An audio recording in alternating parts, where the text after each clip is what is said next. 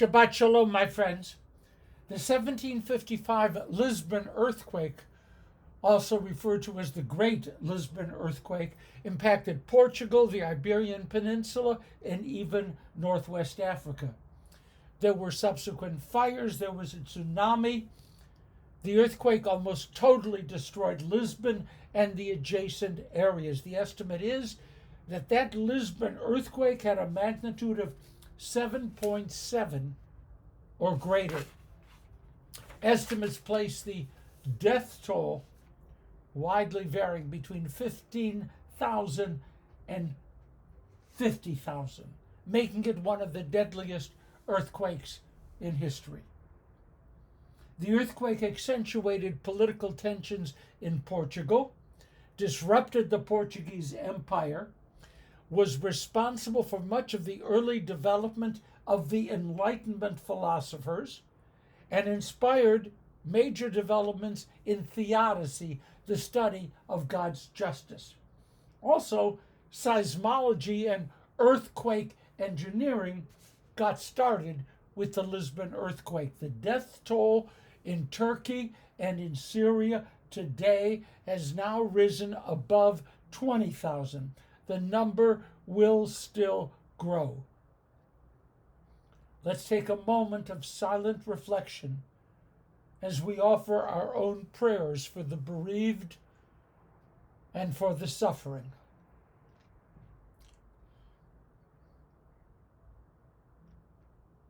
Can it be? Our Sedra this week is already YITRO, beginning with Exodus chapter 18. YITRO, named after Jethro, Moses' father-in-law. YITRO, the Sedra in which the revelation at Sinai is described. YITRO, where we find the 10 Commandments. YITRO, in which we find these words, "You shall be to me a kingdom of priests and a holy people." Even the Haftarah assigned for this week along with YITRO reflects the foundational role of our Sedra. The Haftarah is from Isaiah chapter 6, in which we read these words. You know them. Kadosh, Kadosh, Kadosh, Adonai Tzvaot, Malocho ha'aretz kavodo. Holy, holy, holy is the Eternal of hosts. The whole earth is filled with God's glory.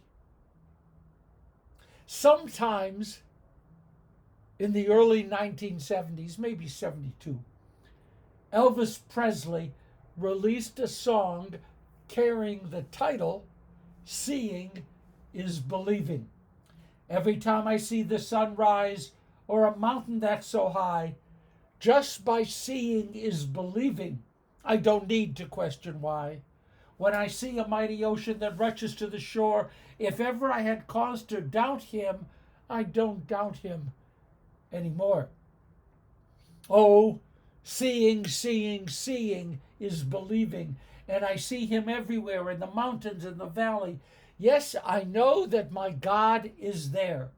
Oh, in time, I look above me, see the stars that fill the sky. How could there be any question? Only God can reach that high, so saith Elvis. When Jethro appears in the Israelite camp, he tells his son-in-law Moses that he had heard all that God had done for Moses and for Israel in Egypt, how God had brought Israel out of Egypt. Now, Jethro hadn't been there. He hadn't witnessed the 10 plagues. He hadn't walked on dry land through the Reed Sea. He had seen nothing. He was living in Midian. He was one of the most respected religious leaders of his day. But the reports had come to him. He had heard about miracles. So he then traveled to meet the Israelites, and then Moses told him everything that God had done to the Egyptians. And what Jethro heard not only served to move him to leave his own life of honor and of comfort and to enter the desert wilderness, but Rashi insists that what Jethro had heard moved his heart to acknowledge the God of Israel. Jethro is drawn to the Israelite faith, all because of what he heard, of words. Aviva Zornberg wrote that Jethro's imagination created images that accompanied what he had heard. His soul was healed. Words can do that. But at the end of the day, that is, after spending many years in the Israelite camp, Jethro apparently returned home to his honor and to his gods. It seems that hearing is not necessarily followed by believing. Now, the Israelites confronted a totally different scenario. They had seen. They had personally experienced the whips of the overseers, nightmarish plagues, and the redemptive power of God. You yourselves have seen, our text insists. The entire Exodus experience was not something that they'd heard about around a campfire as the elders shared their memories. No, their own eyes had seen. And don't we insist, together with Elvis, that seeing is believing. Now, God was apparently just a little hesitant here. God was ambivalent. Would seeing be enough to transform a human soul? We therefore read that God sets up in the Torah ways to teach what one generation had seen to hundreds of succeeding generations of those who actually had seen nothing. Rashi said there is a difference between what one sees and what others tell us, because the latter may not convince us to personally believe. But even actually seeing is not enough. What we see is often processed through our own systems of belief, the convictions upon which we have constructed our personal understanding of reality. The text insists that we saw a burning mountain covered in cloud, rocked by thunder, lightning, earthquakes. It was as if the world were returning to chaos. We heard God's voice. We recoiled in shock. We felt God carrying us on eagle's wings. We felt God speaking with Moses. We had an immediate experience of God's presence, hearing and seeing and feeling, and we wanted more. So we rushed the mountain, hoping for a more immediate experience of God. We seemed somehow to actually see the voice of God. We were frightened at Sinai. We were transfixed and exalted at Sinai. We were overpowered by Sinai. Jethro had heard, and he was transformed.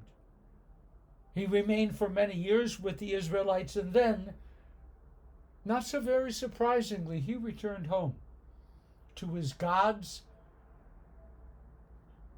and to his exalted place in society. But the Israelites had seen.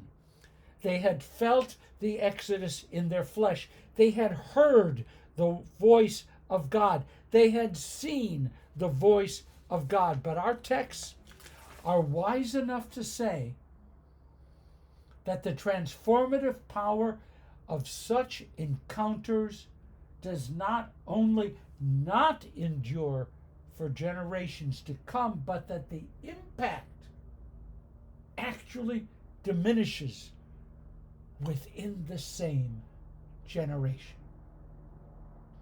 Jethro had heard, the Israelites had seen, and immediately following those experiences, the impact of being a witness slowly begins to erode. The transformation of one generation, my friends, cannot on its own transform succeeding generations. Zornberg notes that nothing can equal the primary moment. Nothing can equal the primary moment. So we study and we reflect, we wonder, and we imagine, is the experience at Sinai, whatever it was, forever inaccessible to us? Perhaps. Perhaps not. The religious imagination can take us back to Sinai and then propel us forward into our own future. For those willing to make the effort, that mountain is still trembling. The earth is quaking, and God's voice can be heard. That's it for today. Shabbat Shalom. Listen carefully. See you next week.